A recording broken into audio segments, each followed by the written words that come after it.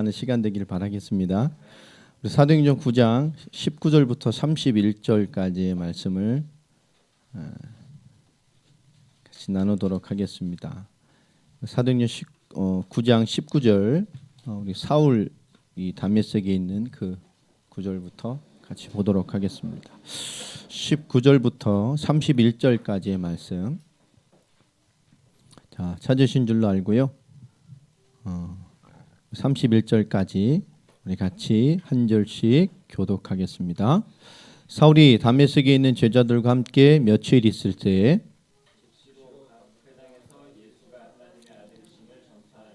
듣는 사람이 다 놀라 말하되 이 사람이 예루살렘에서 이 이름을 부르는 사람을 멸하려던 자가 아니냐. 여기 온 것도 그들을 결박하여 대제사장들에게 끌어가고자 함이 아니냐 하더라.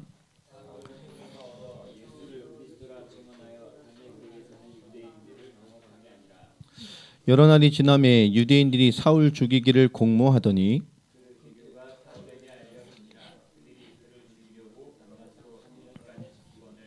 그의 제자들이 밤에 사울을 광주리에 담아 성벽에서 달아 내리니라.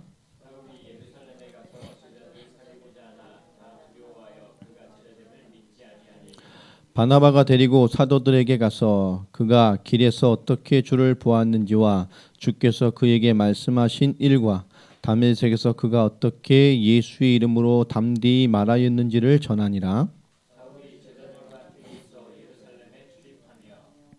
또 주 예수의 이름으로 담대히 말하고 헬라파 유대인들과 함께 말하며 변론하니 그 사람들이 죽이려고 힘쓰거늘. 같이 읽습니다. 그리하여 온 유대와 갈릴리와 사마리아와 교회가 평안하여 든든히 서가고 주를 경외함과 성령의 위로로 진행하여 수가 더 많아지니라. 아멘. 우리 성도님께 서로 한번 인사하겠습니다. 하나님의 평강이 함께하기를 바랍니다. 예, 하나님의 평강이 함께하기를 바랍니다. 참 하나님의 평강이 함께하는 또 함께하시기를 바라는 그런 시절인 것 같습니다. 하나님의 평강이 함께한다. 이 말은 뭐 샬롬, 평안 이럴 수도 있겠습니다만은 그 샬롬이라는 평안이라는 의미에는 굉장한 신앙의 원리가 들어가 있죠. 그냥 평안을 말하는 것이 아닙니다. 하나님과 함께하는 자에게 하나님이 주시는 평안이 있는 거죠. 이스라엘은 우리나라 같이 굉장히 많은 외세의 침략과 많은 고난의 역사를 가진 겁니다. 그래서 이 평안이라는 게 굉장히 중요하죠. 우리나라가 굉장히 고난의 역사를 많이 가졌다는 것이 뭐와 연결이 되죠? 인사가 뭐가 되는 거요? 먹고 사는 인사를 가진 나라, 거의 유일한 나라 아닙니까? 인사가 밥 먹었냐, 식사했냐. 그 제일 애매모호할 때 헤어질 때 하는 말이 뭡니까? 언제 밥 한 번 먹자. 이게 그만큼 뭔가 먹고 사는 데 많은 어려움이 있었던 나라라는 거잖아요. 이 샬롬이라는 것, 평안이라는 것, 하나님의 평강을 축원했다는 것은 그 많은 환경적인 속에서 그들에게 가장 절대적인 것이 뭐냐? 하나님이 주시는 평강. 모든 것에 모든 현실적인 것을 넘어서서 하나님의 평강을 누린 그런 평안이 있게 되기를. 쉽게 말하면 하나님 나라의 회복을 의미하는 의미가 평강이라는 것, 샬롬이라는 것 속에 들어가 있습니다. 그건 단순히 너무 어려우니까 평안하세요 이런 의미가 아닙니다. 하나님이 함께 하시니, 하나님의 나라가 내게 회복됐으니, 어떠한 것이 있어도 우리는 하나님의 선택된 사람이요, 하나님의 자녀요, 하나님의 영이 함께하는 자요, 하나님의 나라와 하나님의 통치가 있는 사람이니 무엇이 있든 그 하나님과 함께하는 자로서의 뭐요? 하나님의 능력을 누리는 평강이, 그 평안이 함께하기를 바란다는 겁니다. 그러함에도 하나님이 함께하시니 평안하라 이 말입니다. 오늘 하나님 주시는 영적인 힘이 우리 모두에게 주어지는 예배가 되기를 바랍니다. 우리에게 지금 가장 필요한 것은 개인의 영적인 역량이 발휘되는, 또 개인의 영적인 역량들이 발휘돼야만 하는 그런 시간표인 것 같습니다. 한국교도 마찬가지고 세계교도 마찬가지입니다만은 지금의 우한 이 코로나 19 바이러스 이거는 여러 가지로 보면 참 영적으로는 깊게 보면 많은 의미가 있는 사건이기도 합니다. 중국은 미군이 집어넣었다, 음모론을 말하고 하지만 이 영적으로 좀 깊게 보면 사실 여러 가지 의미가 있는 또 사건이기도 하죠. 가장 중요한 것은 뭐냐면 이 우한이라는 곳은 중국이 한 2년 전부터 본격적으로 시작했던 교회 핍박, 교회 붕괴 전략에 획을 긋고 그 중점적인 역할을 했던 지역이 우한입니다. 교회 종탑을 부수고 큰 건물을 폐쇄하고 그런 교회 본격적인 교회 폐쇄 운동을 벌였던 그 아주 핵심 중심 지역이 지금 말하는 우한이라는 지역이죠. 일부 목사님이나 많은 교계 지도자들은 이것 하나님이 교회 핍박에 대한 하나님의 진노다라고 말한 부분도 계시고요. 또 그러면 또 깊게 보면 또 이란이 막 굉장히 또 중동 지역에는 심합니다. 또 깊게 보면 이란은 뭐죠? 세계 여러 가지 문제도 있습니다만은 어떻게 보면 마호메시라는 모슬람 신앙의 정통주의를 주관하고 있는 나라이기도 합니다. 교리와 코란의 중심으로 있는 것은 수니판 이 사우디 중심이 종주국 역할을 합니다만은 어쨌든 마호메 중심의 이스라엘의 원리주의를 주장하고 있는 것은 시아파 중심의 이란이 중심 국가이죠. 어떻게 보면 마호메 중심의 이란 정통파라고 하는 모슬렘 정통파 신앙을 지킨다고 하는 이란을 어떻게 보면 기독교와 전 세계 가장 강력한 종교의 어떤 대항 집단이 가장 중심이 되는 지역입니다. 또 영적으로 가만히 또 아이러니한 것은 또 이탈리아가 폭격을 맞아서 굉장히 심한 유럽의 이 허브의 병적 중심지가 됐어요. 가만히 또 이란 이탈리아는 뭐죠? 카톨릭의 로만 카톨릭의 중심 지역입니다. 이게 참 뭔가 이게 연관이 있어 보여요. 가만히 보면. 또 그 옆에 붙어 있는 또 떨어진 곳에 있는 프랑스도 지금 굉장히 위험한 상태가 됐죠. 근데 프랑스는 또 어떤 나라죠? 이 지구 역사에서 하나님의 신본주의 시대를 끝내고 인본주의 시대를 열었던 그런 나라의 역사의 시작을 알렸던 곳이고요. 지금도 어떻게 보면 프리메이슨이나 세계화 조직의 뿌리와 본향이 바로 프랑스 아닙니까? 세계적으로 많은 진보적이고 파격적인 정책들을 먼저 프랑스가 펼쳐냅니다. 유럽의 선진국이라는 것. 그렇기 때문에 다른 나라에서 해도 된다라고 하는 어떤 이 프리메이슨이나 이런 세계화의 전략들이 어떤 이 질서를 파괴할 정책을 할 때 제일 먼저 앞장서는 것이 프랑스죠. 동성간 결혼이라든지 또 사람에 대한 결혼하기 전에 동거를 더 권장한다든지 동거로 일어난 모든 아이들도 정책적으로 한다든지 이런 파격적인 거. 그러니까 프랑스는 지금도 그렇지 않습니까? 딸이 결혼할 때 되면 결혼하지 말 한 3년 살아보고 아니면 차고 다른 놈하고 아주 그런 어떻게 보면 그런 파격적인 반성경적인 인륜적인 많은 기준들을 실상의 법리적으로 적용해서 정책화 만든 그 실용적인 모든 모델을 제공한 것이 프랑스입니다. 지금 이게 영적으로 흐름을 쭉 보면 이것은 뭔지 모르지만 참 굉장한 이 시대의 경종을 울릴 만한 일들이라는 생각을 많이 해보게 됩니다. 우리가 지금 이런 많은 어려움이 되면서 교회들도 마찬가지고요. 이 몇몇 목사님들을 보니까 이런 이유 때문에 이런 이유 때문에 영적인 침체기가 한국교회나 세계교회에 오지 않을까, 특별히 한국교회에 이 영적인 침체기가 오지 않을까라고 고민하는 분들도 좀 있더라고요. 우리는 진짜 위기의 시대에 지금 있는 것 같습니다. 언제 우리 한국에 있는 사람들이 다 마스크를 쓰고 다니고 손소독제를 바르고, 저도 어제 태어나서 처음으로 마스크를 사려고 줄을 서봤어요. 한 40분 서 있었던 것 같은데요. 참 기가 차더라고요. 쫙 서서. 저희 식구 5명 다 애기까지 다 서가지고 기다려서 이게 사는데요. 참 기가 막히더라고요. 또 지난주인가 우리 와이프하고 예지는 또 기다리다가 바로 앞에서 끊겨가지고 못 사고 돌아왔었대요. 그런 얘기 들으면서 참 그렇구나. 지금도 하루에 500만 명은 마스크를 못 사지 않습니까? 배급제로를 해도 그 기간에 못 사기 때문에 이게 참 여러 가지 참 기도 많이 해야 되겠다는 생각을 많이 하게 되고요. 이게 참 빨리 끝났으면 좋겠다라는 생각을 좀 해보게 됐어요. 줄을 서서 보면서 그냥 쫙 쓰더라고요. 어제 재밌던 것은 저희가 좀 이제 약국에 들어가서 가게 한 10명 정도가 남아 있었는데 어떤 여자분이 이렇게 나오면서 이런 얘기를 하는 거예요. 거의 끝났대요. 이 100개밖에 안 들어왔대요. 가슴이 철커덕 내려앉는 거예요. 제가 앞에 줄 서보니까 48명인가 49명이 내 앞에 있었거든요. 그러니까 100개 들어왔으면 끝나는 거잖아요. 제 앞에 10명 남았는데. 근데 가만히 보니까 2개만 받는 게 아니라 뭐 8개 받아 나오는 사람도 있고, 그러니까 가족들 거, 애들 거 뭐 6개 받는 사람도 있고. 그러면 더 줄잖아요. 야, 이 상태에서 끝나겠다라는 생각이 확 드는 거예요.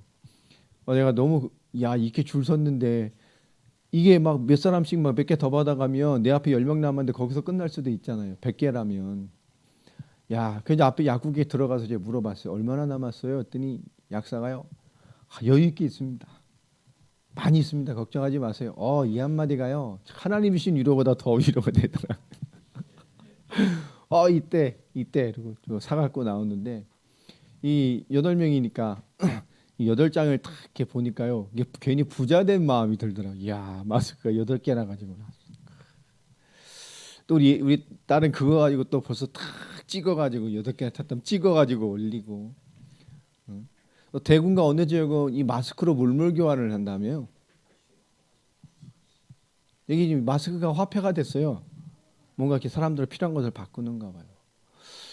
이걸 보면서도 참 이게 빨리 끝내야 되겠다라는 생각이 좀 간절합니다. 우리 그냥 기준으로 봐도 뭔가 침체기라는 것이 오면 이 모든 거 어떤 부분이 막 힘들어지죠.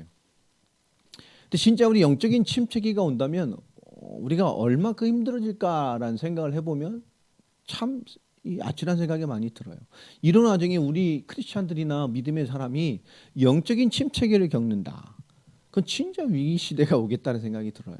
혹시 여러분 이런 시간이 지나가면서 이게 벌써 2달째 이런 많은 것들을 겪으면서 우리 스스로가 어떻게 보면 개인적인 영적인 침체기에 빠진 성도들도 있을 수 있습니다. 여러 가지를 보면서 여러 가지 정황을 보면서 이런 보면서 위기감을 느끼면서 현실적인 것을 느끼면서 부딪혀가면서 지금 거의 나라가 다 이 스탑 상태잖아요. 김포공항에 비행기가 안 뜬다면서요. 국제선은. 뭐 제주도도 안 뜬답니다. 지금 한 대도. 직원들은 엄청 좋겠어요. 얼마나 여유롭겠습니까? 그냥 할 일이 없는데. 그렇게 해석해야 됩니까? 그건 아니죠. 지금 국제공항에 비행기가 한 대도 안 뜬다는 거예요. 어젠가 그제부로 김포공항은 스탑이 됐고 완전 스탑됐고요. 김포공항도 지금 완전 스탑 상태입니다.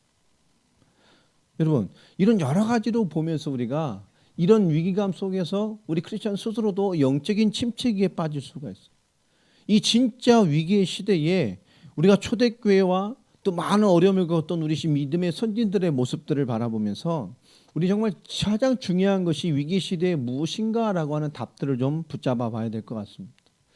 이 초대교회는 진짜 위기 시대가 왔잖아요. 우리 7장 8장 계속 9장을 보면서 걸리면 죽는 시대 아닙니까? 걸리면 잡혀가는 거라니까요. 걸리면 모든 게 끝입니다. 재산도 몰살당하는 것이고요. 완전히 모든 게 차단되는 정말 극악무도한 위기의 시대가 왔어요.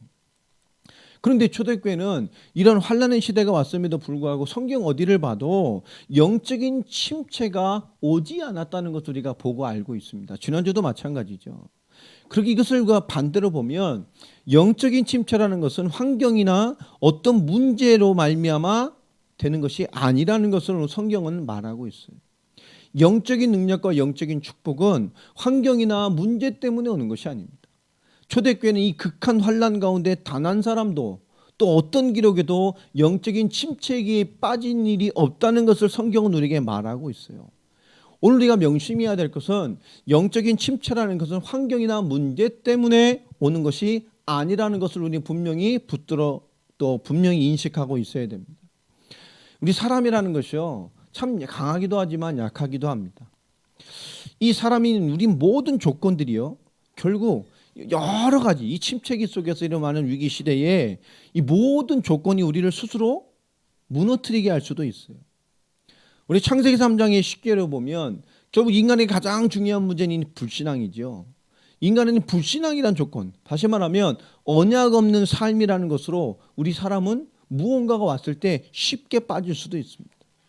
어떤 조건이든 인간이 약한 것이 모든 조건 어떤 이유를 대서라도 이 불신앙에 쉽게 빠져들 수 있어요. 언약 없는 삶에 빠질 수도 있고 창세기 3장이 주는 뭐죠? 그 불신앙으로 말미암아 육신과 죄로 믿음 없는 삶에 속임수로 빠질 수도 있습니다.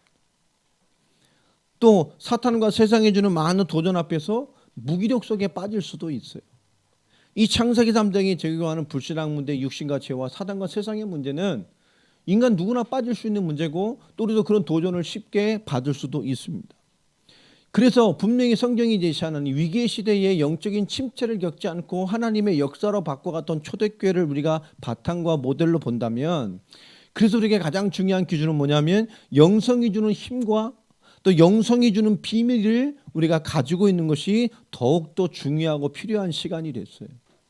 오늘 여러분 개인이 주는 영성이 주는 힘과 비밀이 이 시기에 여러분에 더 간절하게 붙잡아지고, 또 영성이 주는 힘과 비밀이 여러분에게 더 발휘되어지고, 영성이 주는 힘과 비밀이 여러분의 실제 삶에서 더 깊어져가는 그런 기간이 되기를 바랍니다. 초대교회는 이 비밀을 위기의 시대에 누렸고 가지고 있었습니다. 그들은 영성이 주는 힘과 영성이 주는 비밀과 인간이 이해할 수 없는 영적인 깊은 비밀을 위기의 시대에, 환난의 시기에, 죽음이 왔다 갔다 하는 이 시대에 진실로 누리게 됐고요. 그들이 환난의 시기에 영적인 침체가 아닌 더 강력한 하나님의 역사 속에 거하는 응답들을 누리게 되었습니다.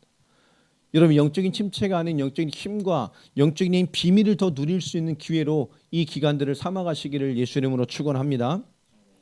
문제와 환경은 성도를 영적인 무능 속에 넣을 수도 있고요.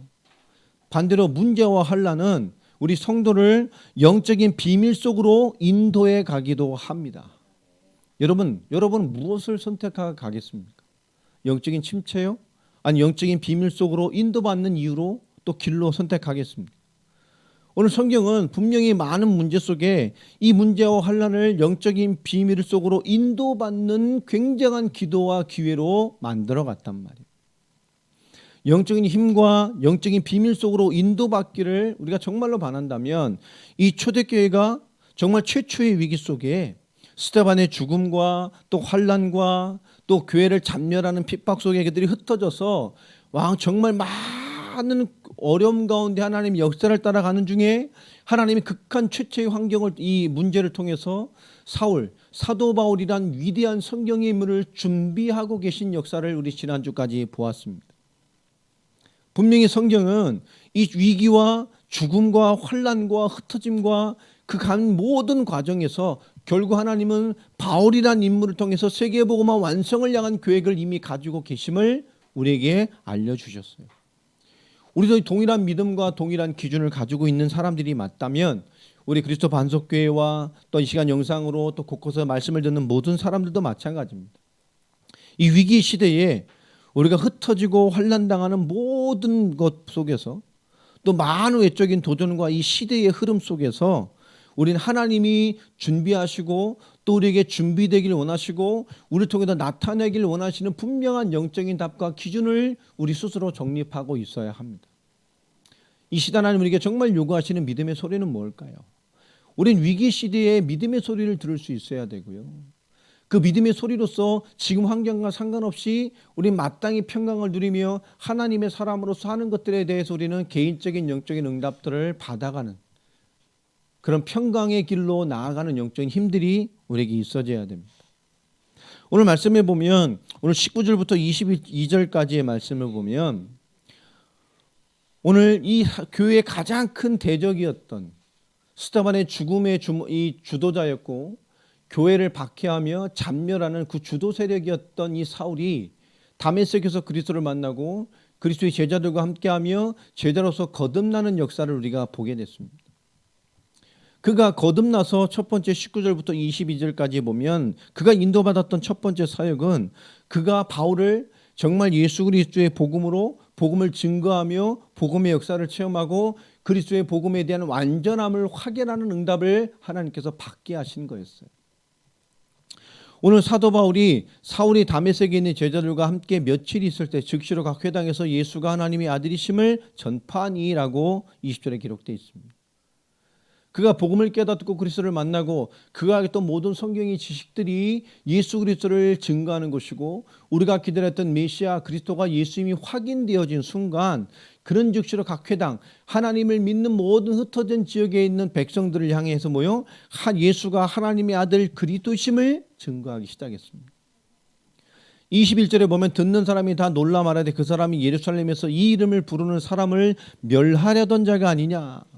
다 소문이 다 났다니까요.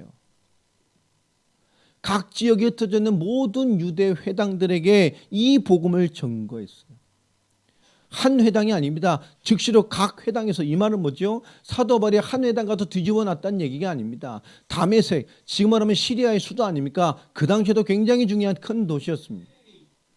그 다메섹에 있는 많은 유대 공동체들, 많은 교회들을 다니면서 뭐 한 거죠? 예수가 그리스도는 사실로 그 하나님을 바라보는 사람들을 깨어내기 시작한 거예요. 그들도 바울이 누군지 알고 있었습니다. 우리를 잡아 핍박하려던 사람이 아니냐. 여기 온 것도 그들을 결박하여 대제사장들에게 끌어가려고 함이 아니냐. 이 핍박 시대에 가장 강력한 대적이고 위기 인물이었음에 불구하고 그는 뭐죠? 가장 강력한 복음의 사람은 하나님이 역전시켜 놓은 대반전의 드라마가 오늘 그 주인공이 바울입니다. 자기에 대해 알고 있는 사람들, 저거 교회 핍박하던 사람 아니냐, 우리 잡아가는 사람 아니냐, 그런 사도 바울은 그 평가를 들으면서 뭘 얻어요? 22절에 보면 힘을 더 얻었어요. 그 말도 안 되는 비판과 판단이 뭐죠? 더 복음의 힘을 얻는 이유가 됐어요. 맞다, 나는 그런 사람이었다니까. 맞다, 나는 어제까지 그런 인물이었어. 너에게 온 것도 너희를 잡으러 온 사람이었어. 그런데 이것이 더 확실한 증거 아니냔 말이에요. 왜요? 그런 내가 그리스도를 만나고 제자들과 함께하면서 말씀이 확인된 순간에 지금 너희에게 각 회당에 하나님을 믿는다고 하는, 메시아를 기다린다고 하는, 그리스도를 기다린다는 너희에게 그리스도를 만난 자로서, 그리스도의 복음을 깨달은 자로서, 그리스도가 화실이라는 것을 깨달은 자로서 너에게 말하는 것이 아니냔 말이에요. 내가 증인인 거예요. 위기와 자신의 실수까지도 뭐죠? 더 복음의 힘이 되고 복음의 이유가 되는 가장 강력한 것을 붙들고 있어요. 여러분, 우리 지금 막막함과 여러 가지 많은 이 민족과 세계의 시간의 흐름표 가운데 이것이 우리에게 뭐죠? 더 강력한 복음의 이유요, 더 강력한 믿음의 이유요, 더 강력한 믿음의 소리요. 우리 자신이 어려움이 뭐요? 더 하나님의 역사 앞에 힘을 얻어 더 그리스도와 복음과 영적인 거룩한 사람으로 성장해 갈 당연한 이유로 여러분 부딪히길 바랍니다. 어려움이 왔습니까? 이것이 뭐요? 힘을 얻을 이유요, 믿음으로 살 이유고, 기도할 이유고, 하나님의 역사 앞에 예수가 그리스도심을 나의 믿음과 나의 체험과 나의 과거와 나의 인생 모든 것을 두고 내 주변과 나는 모든 사람에게 더 하나님의 은혜를 간구할 수 있는 이유가 되는 시간표라 그 말입니다.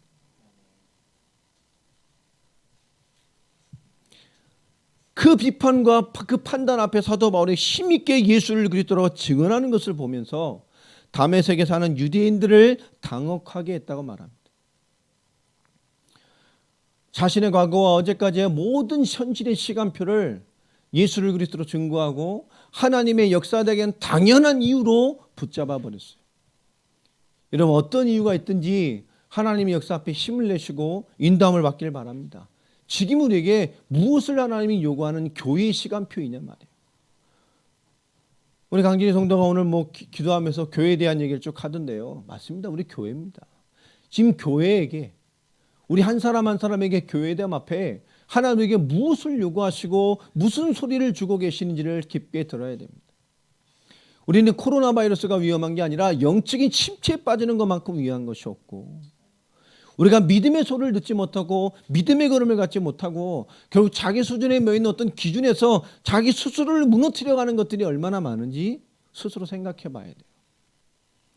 어떻게 보면 스스로를 침체시키는 것이 자기 안에 있는 자기를 얽매이고 있는 자기 기준일 수도 있습니다. 무언가 벌어졌을 때, 무언가 시간표가 왔을 때 나를 움직이고 반응하게 하는 내용이 뭡니까? 그 어떻게 보면 실제 가장 중요한 시간표, 우리에게 발휘되게 하는 우리 안에 있는 모든 것들이 결국 복음과 믿음과 상관없는, 우리를 영적인 침체에 빠뜨리는 내용들이 될 수도 있어요. 오늘 두 번째로 보면 22절부터 25절까지 보면요, 오늘 23절이죠. 중요한 얘기가 나옵니다. 이렇게 여러 날 복음으로 모든 다메섹의 땅들을 다니면서, 회당들을 다니면서 교회들을 개혁시키고 있는 이 시간표에 유대인들이 사울을 죽이기로 옹모했어요. 왜 그렇죠? 유대인들이 막 크리스천으로 막 바뀌어가는 거예요. 메시아를 바라보는 자리에 그 예수가 메시아야. 그리스도가 메시아야. 그 예수가 그리스도였어. 그분이 약속하신 그분이었어. 그 말씀을 가지고 성경을 가지고 보니 그분이 메시아였어. 그분이 십자가와 벌로 우리 문제를 끝낸 것이고 그리스도의 사역을 완성하신 것이고 그리스도를 믿는 자에게 생명 주시는 것이고 이 그리스도로 말미암아 세계복음 완성되고 그 신원의 날이 오는 것이에요. 그 약속하신 그분이 오셨어. 여러분, 언약으로 깨어나고 있는 거예요. 지금도 이스라엘 유대교는 그리스도를 기다리고 있잖아요. 메시아를 기다리고 있잖아요. 예수가 메시아가 아니라 예수를 그리스도로 안 믿는단 말이에요. 24절에 사도 바울에게까지 그 개교가 들어가게 됩니다. 그래서 뭐죠? 제자들이 성문을 지키니까 나타나면 죽이려고 통행하는 문에 밤에 큰 글에다 큰 광주리를 달아서 사람을 성벽으로 내린 거죠. 도망가라고. 사람이 다니는 통로 나가면 죽이니까. 자, 그런데 그런 위기라면 어디로 가겠습니까? 그런데 이런 사울을 보십시오. 바울을 보면. 바로 어디로 돌아가죠? 26절에 예루살렘으로 돌아갑니다. 예루살렘은 어디죠? 이 핍박의 근원지라니까. 그 핍박의 근원지에 폭탄에 불을 붙인 사람이 누구죠? 자기 자신이었어요. 거기를 불북을 끌어 만들어 놓고 지금 핍박의 근원지의 뿌리가 되는 곳으로 지금 사울 스스로가 뭐죠? 다시 돌아가는 것입니다. 내가 좀 편한 곳, 해결할 곳으로 간 것이 아니고 그 근원지로 돌아가 버렸어요. 자, 그리고 누구에게 가죠? 제자들과 사귐음, 제자들과의 소통을 원해서 바로 뭐죠? 예루살렘에 있는 교회의 중심으로 돌아간 것입니다. 그런데 제자들이 만나요, 안 만나요? 사도들이 만나요? 안 만나. 70인 전도 제자들이 만나요? 리더들이 안 만난다니까.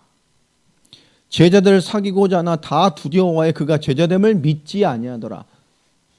안 믿어요. 사도들도 안 믿고 70인 전도 제자도 안 믿고 교회 리더들도 안 믿는 거예요. 저놈이 어떤 놈인지 아는데. 예루살렘에 어떤 일을 저질렀고 이 핍박을 어떻게 불붙였고 그 주변에 있는 많은 교회들을 잡멸해 갖고 다메섹까지 가서 일을 한다고 엄청난 일을 저지른 사람 아닙니까? 교회의 위기에 불을 지른 사람이라. 그런데 바나바는 참 다르죠. 사도행전의 8장의 그 사마리아 땅의 역사를 봤던 이방인 복음화의 역사를 봤던 이방인 땅에 하나님께서 역사하시는 성령의 역사를 했던 바나바는 참 통이 커요. 그죠? 사울을 데리고 그 교회와 연결을 시켜줍니다. 이 바나바가 보증을 쓰고 바나바와 연결돼 만나니까 드디어 사도 바울은 그 만남에 어떤 얘기를 하죠? 복잡한 얘기를 안 합니다. 다메섹에서 내가 예수 그리스도를 만난 것. 그 이후에 이 예수 그리스도 이름을 증거하며 현장을 뒤집었던 복음의 사역과 현장을 보고합니다. 28절에 보면 사울이 제자들과 함께해서 예루살렘에 출입하며 그렇죠. 예루살렘에 이제 교회 중심 사역으로 그 하나님 역사와 현장에 봤던 복음과 복음의 현장이 확인되는 그 사울이 예루살렘에서 사도들과 같은 삶을 살기 시작한 거예요.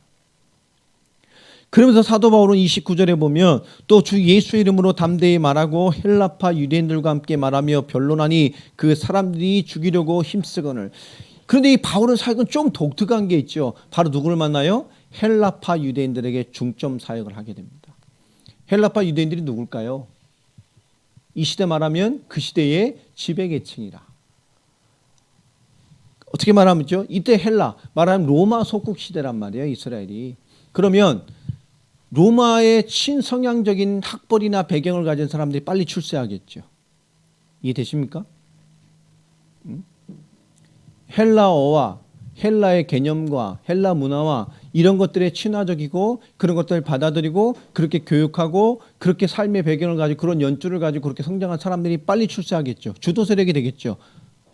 다시 말해 헬라파 유대인이라는 것은 그 당시에 로마를 지지하는 로마와 로마 여러 가지를 지지하면서 그것에 편성해서 살아가는 유대인들이었어요. 지금 말하는 그 당시에 로마 속국 시대의 친로마계 지도 세력들입니다.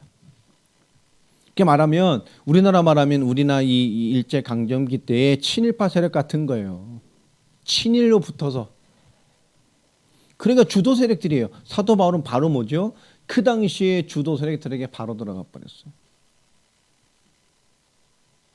자, 그러니까 이 사람들이 그 사람과 변론이 일어났죠. 그 사람들이 예수를 그리스도로 믿을 만한 이유가 있습니까? 지금이 좋은데.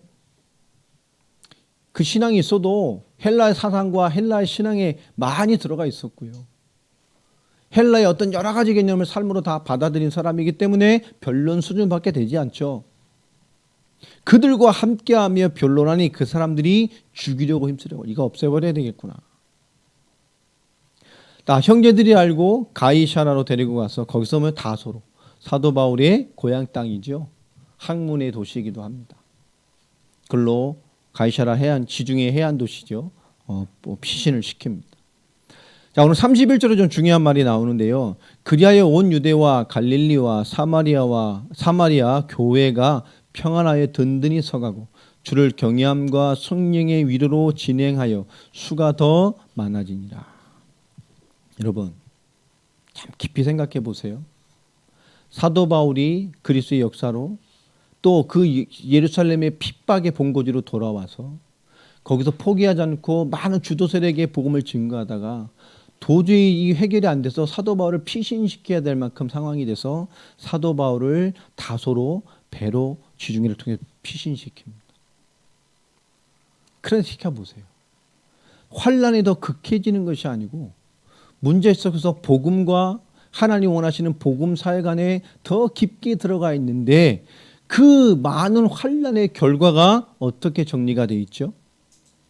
온 유대, 갈릴리뿐만 아니라 사마리아까지 교회가 평안하고 든든히 설 뿐만 아니라 하나님을 경외함과 성령의 위로가 그들이 받는 하나님이신 은혜와 평강과 영적인 힘이 그 현실의 문제를 뛰어넘는 답이 됐다는 거예요.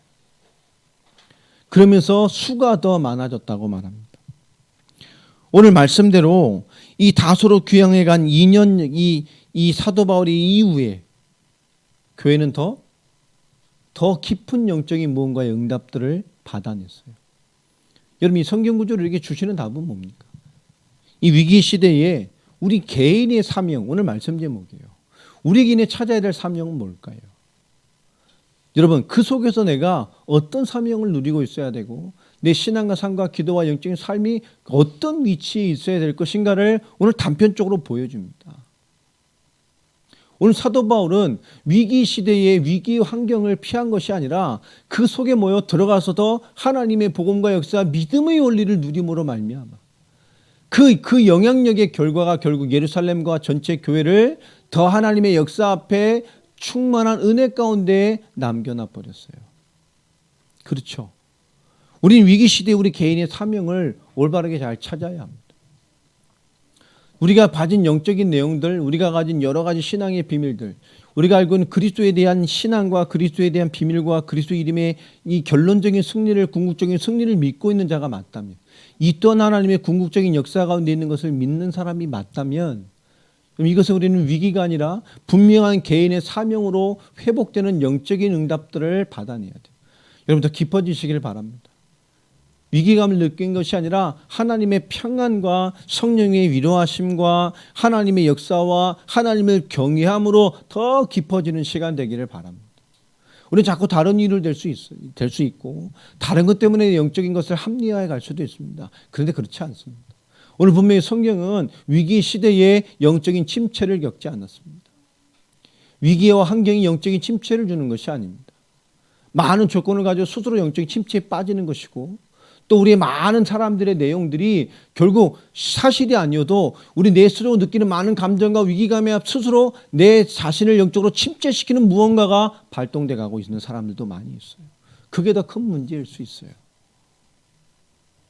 그게 우리 스스로를 끊임없이 어떤 부분에 가다 놓을 수도 있습니다.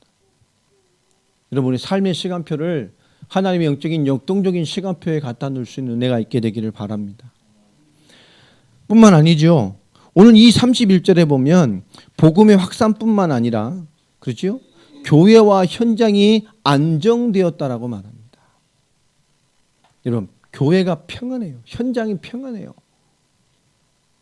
이 위기 시대의 결론입니다. 복음의 확산뿐만 아니라 교회와 현장이 안정을 찾아갔어요. 교회가 평안하고 든든히 서갔다 얘기를 합니다. 이것이 여러분의 응답되길 바랍니다. 위기 시대에는 올바른 개인의 사명을 찾고 개인의 영적인 분명한 색깔과 답을 찾아야 합니다. 특별히 32절부터 43절까지 보면 사도 바울은 이방인의 중심, 사역의 중심이었고 이 유대 중심의 사역자, 유대인의 중심의 사역자로 섰던 것이 베드로였습니다. 또 이 예루살렘 교회를 중심으로 한 교회의 중심 지도자는 또 베드로였죠. 자, 이 극심한 환난 가운데도 흔들림 없이 교회가 평안을 누리고 현장이 안정화됐단 말이에요. 그것이 핍박이 없어진 게 아니죠. 그러함에도 그들은 뭐요? 영적인 침체에 빠지지 않고 하나님의 온전한 역사하심을 인도받아 갔단 말이에요. 그런 것이 안정화되고 응답이 확인된 이후에 보면 참 베드로는 어쨌든 베드로입니다. 32절부터 보면 베드로가 사방으로 두루 다니며 뭐 하고 있죠? 그렇죠. 어쨌든 사방에 두루 다니면서 복음 사역, 현장 사역을 하고 있어요. 그런데 바울 사역을 보면 이 베드로의 사역을 보면 바울의 사역의 기록과 좀 상반되는 것이 있죠. 하나님의 말씀 중심의 사역이 아니라 현장이 무슨 중심이죠? 역사 중심의 사역을 했어요. 그리고 베드로의 메시지는 별로 남아있지는 않습니다. 현장 사역에서의 메시지들. 그가 성경을 가지고 어떻게 풀어냈는지에 대한 말들이 많지가 않아요. 사도행전 초반에 그 초대교회 역사 외에는 그들은 분명히 다니며 하나님 말씀을 했어요. 오늘 말씀에도 보면 루다라는 지역에 들어가서 애니아라고 하는 사람을 통해서 그죠? 중풍병자를 치료하고 그리고 사람에게 기적을 베풀면서 또 그 역사가 누가 하신 것이요? 예수 그리스도께서 하신 거예요. 엄청난 역사를 통해서 그 사람들에게 많은 눈과 의문을 열게 하고 그들에게 복음을 하고 예수를 믿게 하는 것에 대한 성공 응답들은 받았습니다. 많은 사람이 루다와 사론에 사는 사람들이 다 그를 보고 주께로 돌아오리라. 증거를 보고 돌아온 것이죠. 뿐만 아니라 루다에 있을 때 루다의 옆에 있는 지중해 해안 도시입니다. 가이사랴 빌립보 밑에 좀 내려오면 있는 지중해 해안가 도시의 아주 발전된 지역인데요. 요바에는 루다가 가까운 지역이었어요. 다비다라고 하는 도르가라고 하는 선행과 구제로 참 잘했던 칭찬받던 여제자가 병들어 죽었단 말이에요. 그래 루다에 지금 요바에 가까운 루다 지역을 사도 바울이 지금 많은 사역을 하고 뒤집고 있다고 생각을 하니까 얘기를 듣고 보내서 여제자 지금 다비다가 죽었습니다. 빨리 와주십시오라고 전가를 보낸 겁니다. 베드로가 즉시로 온 거 보면 그리고 굉장히 중요한 여제자였던 것 같아요. 이미 죽어서 다락방에 딱 누워있는 그 시체를 보고 다 나가라 하고 사도 바울이 뭐죠? 말씀의 명령에 의해서 생명을 살려냅니다. 또 41절부터 보면 베드로가 손을 내밀어 일으키고 성도들과 또 과부들을 불러들여 그가 살아난 것을 보이니 온 요빠 사람들이 알고 많은 사람이 주를 믿더라. 베드로가 요빠에 여러 날 있어 시몬이라는 무드장의 집에 머무니라. 피장 시몬이죠. 가죽공장 사장님, 가죽 가공 공장. 분명히 사도 바울 이 베드로의 사역을 봐도 이미 곳곳에 제자 공동체들이 세워져 있었고, 곳곳에 이미 제자와 시스템이 만들어져 가는 확산된 지역의 중심 제자와 중심적인 복음 사역에 무언가들이 준비돼 가고 있는 것들을 베드로의 사역을 통해서 보면 알 수 있습니다. 우리가 이 환란의 시기에 교회와 베드로와 또 사도 바울뿐만 아니라 모든 사도들은 이 환란의 시기에 무엇을 감당했다는 거죠? 위기 시대와 상관없이 초대교회와 세계복음화 제자라는 대명제 사역을 그들은 충분히 개인들의 사명으로 감당하고 세우는 일을 인도받았다는 거예요. 가장 가까운 곳, 여러분의 만남, 여러분 사역, 여러분의 삶의 모든 한 주간의 스케줄을 잘 보세요. 위기 시대입니다. 우리만 느낍니까? 아니요, 다 위기 시대입니다. 이것이 어떻게 보면 우리 개인의 사명과 개인의 응답을 찾는 가장 중요한 시간표가 될 수도 있어요. 위기 시대입니다. 신천지 문제도 복잡하고, 그렇죠? 여러 가지 우리 지금 여러 가지 코로나 문제도 그렇고, 지금 일산도 지금 이 지역도 지금 우리 인천 지역도 굉장히 많이 산발적으로 확산돼 가고 있고요. 이 위기 시대에 갈급한 자가 있을 것입니다. 위기 시대에 그러함에도 복음의 이유와 복음의 여유를 가지고 우리 그 사람들에게 진정한 복음의 답을 줄 수 있는 더 좋은 시간표일 수도 있습니다. 나는 위기 시대에 있습니다. 그러함에도 오늘 초대교와 같이 그것이 영적인 침체와 인생의 침체의 이유가 되지 않아. 그러함에도 위기임에도 그것이 오늘 사도 바울과 많은 교회의 기록들을 보면 영적인 침체의 이유와 근거가 될 수 없어요. 더 개인의 사명과 영적인 이유와 갈급한 영혼들과 위기 시대에 하나님의 역사를 말하며 더 하나님의 인도를 받아가며 내 주변에 많은 자의 똑같은 위기의 모습이지만 다른 하나님이 힘을 말할 수 있는 영적인 무언가를 더 누리고 발휘하는 이유로 살아갔습니다. 여러분 한 사람 한 사람이 그런 이유 있는 사람 되시길 바랍니다. 그렇죠. 우리 개개인들에게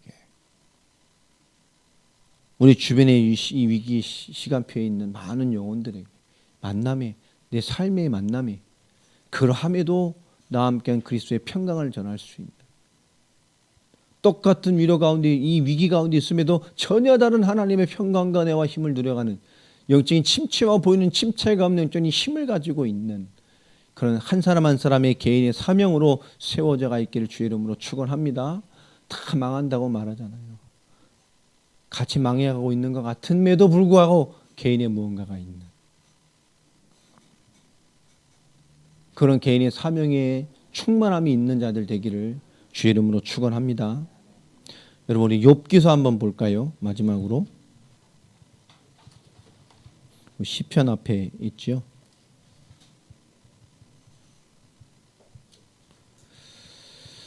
우리 시편 5장입니다. 구약 765페이지. 구약 765페이지. 욥기서 5장 우리 8절을 한번 보겠습니다. 구약 페이지 수로 765페이지입니다. 욥기서 5장 8절.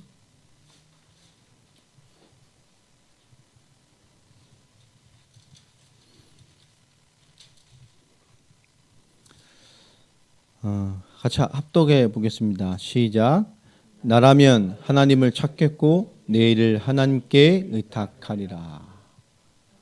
욥의 위기와 어려운 문제를 듣고 욥을 찾아왔던 인물이 욥의 반전된 모습을 바라보면서 네가 예전에 사람들을 가리키고 치리하고 무너진 사람 세워놓고 병든 자도 세워놓고 틀린 자에게 막 훈계하고 그런 거침없는 인생이 아니었냐. 근데 어찌 이렇게 됐냐. 그것이 헛것이냐. 그래서 뭐죠? 그가 뭔가 하나님 앞에서의 뭔가 놓친 의에 대해 놓친 하나님의 역사가 단절되고 이런 재앙이 오고 위기가 올 수밖에 없는 무언가를 너 빌미를 제공한 거 아니니? 라고 하면서도 그것 때문에 그런 거 아니야? 혹시 그럴 수 있잖아. 그렇죠. 어떻게 이런 인물이 이렇게 될 수 있습니까? 혹시 너 그런 거 아니야? 네가 이렇게 찬란한 인생을 받고 응답받던 네가 어떻게 하나님의 의에 벗어나 이런 응답을 이런 현실이 아니냔 말이야. 혹시 너 하나님의 의를 놓친 거 아니니? 그래서 뭐죠? 좋은 권면을 한다고 한 말입니다. 나라면 너 혹시 하나 놓쳤던 거 아니야? 나라면 하나님을 찾겠고 내일을 하나님께 의탁할 것이다. 구절도 볼까요? 하나님은 헤아릴 수 없이 큰 일을 행하시며 기이한 일을 셀 수 없이 행하시나니 비를 땅에 내리시고 물을 밭에 보내시며 낮은 자를 높이시고 애국하는 자들을 일으키사 구원에 이르게 하시느니라. 하나님은 교활한 자의 계교를 꺾으사 그들의 손에 성공하지 못하게 하시며 지혜로운 자가 자기의 계략에 빠지게 하시며 간교한 자의 계략을 무너뜨리심으로 그들은 낮에는 어둠을 만나고 대낮에도 더듬기를 밤과 같이 하느니라. 그죠? 하나님 없이 교활하고 지혜 있고 성공하고 계략이 있다고 하는 사람들, 하나님 없이 성공했다고 하는 사람들, 된다고 하는 사람들, 결국 인생이 뭐죠? 대낮이어도 더 밝아도 결국 더듬는 인생. 네가 잠언서에 있는 것처럼 많이 배웠다고 생각하냐? 전도서에 있는 것처럼 똑같습니다. 헛것이요. 네가 많이 배우고 산 거 인생에 저물어 갈 때 되돌아보라니까 헛것이요. 많이 모아놨습니까? 내 인생이 저물 때 하나님 앞에 서기 직전에 보라니까 헛것이요. 우리 후대들 잘 먹고 잘 살 텐데요. 돌아보라니까. 한 움큼 주워갈 수 있어요? 내겐 헛것이요. 인생을 살 때 영위하고 사는 것과 내가 영원히 그것을 가지고 내 인생을 가지고 사는 것과는 다른 얘기입니다. 15절에 이르죠. 하나님은 가난한 자를 강한 자의 칼과 그 입에서 또한 그들의 손에서 구출하여 주시나니 그러므로 가난한 자가 희망이 있고 악행이 스스로 입을 다무느니라. 나쁜 뜻은 아닌데 하나님을 바라보는 것에 대한 권면의 말씀. 이런 하나님이니까 네가 절대 이런 사람이 아닌데 사실은 점검해봐라. 좋은 말로 한 것입니다. 그 속에 주시는 말이에요. 나라면 하나님을 찾겠고 내 일을 하나님께 의탁할 것이다. 오늘 이 위기 시대에 위기를 바라본 우리가 가져야 될 또 권면의 말이 아닐까라는 생각을 좀 해보게 됩니다. 여러분, 나라면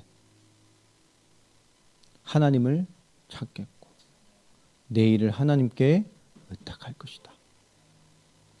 여러분, 이 개인의 사명이 중요한 영적인 것들이 우리에게 다시 한번 일어나고 회복되고 깊어지고 똑같은 위기의 시대에 하나님이 역사한 당연함을 붙들고 살아가는 힘들이 우리 모두에게 회복되고 응답되기를 주 예수 그리스도의 이름으로 축원합니다. 한국교회 전반적으로 여러 가지 선교에 대한 일들이 다 지금 스탑된 상태고요. 지금 한국은 어디 가면 또 많은 나라에서 2주를 잡혀 있다가 뭘 해야 됩니다. 그러니까 지금 제가 일주일 사역을 가려면 3주를 잡고 가서 2주는 잡혀 있다가 확인받고 일주일 사역하고 돌아와야 되는 참 어려운 시대가 되어졌습니다. 진아이다 집사님하고 통화를 좀 하고 또 중요한 목사님하고 또 연결돼서 많은 소통을 하고 있습니다만은 다음 시간표를 좀 준비하자고 했고요. 좀 지금 모스크바 쪽에는 마스크 쓴 사람도 별로 없고 마스크도 없고 이렇게 얘기를 하시더라고요. 유럽은 지금 그런 상황인 것 같습니다. 마스크 자체를 쓰지 않는 문화이기 때문에 존재하지도 않고 이미 살려도 살 수도 없고 그런 것 같아요. 지금 우리 문제뿐만 아니라 지금 여러 가지로 문제가 되고 있죠. 전 세계 다 스탑입니다. 지금 보니까. 우리에게도 하나님이 스탑을 명령하시는 건 아니잖아요. 하나님이 시대의 흐름을 지금 멈추신 것 같아요. 뭐로 가도록? 하나님에 대한 영적인 것이 새롭게 살아나도록. 우리에겐 이 개인의 새로운 사명이 시작되는 시간표가 됐으면 좋겠습니다. 우리에게는 이 태엽으로 가는 장난감처럼, 그죠? 우리의 감겨졌던 태엽, 힘을 충전한 태엽이 그 바퀴가 딱 현장에 놓여져서 발휘되는 그런 시간이 됐으면 좋겠습니다. 한 주간 힘내십시오 이것이 아니라 하나님이 마땅히 주신 영적인 것들이 발휘되어지고 위기 시대에 위기의 영적인 침체에 빠진 것이 아니라 마땅한 개인의 사명을 누렸던 초대교회의 모습들이 우리 한 사람 한 사람 그리스도를 정말 알고 우리에게 해답이 되어지는 그런 답과 은혜와 충만함의 시간표가 되기를 주 예수 그리스도 이름으로 축원합니다. 기도하겠습니다. 하나님 감사합니다. 위기의 시대에 우리 개인의 사명이라는 말씀을 나눴습니다. 그리스도를 알고 그 복음의 해답과 결론을 붙들고 살아갔던 초대교회, 그 환란의 때에 예루살렘과 이스라엘을 넘어서 열방을 향한 교역을 붙들고 그 한 사람 한 사람이 위기 시대의 영적인 침체가 아닌 올바른 개인의 사명의 인도를 받아갔던 역사와 현장의 기록들을 우리가 말씀으로 보았습니다.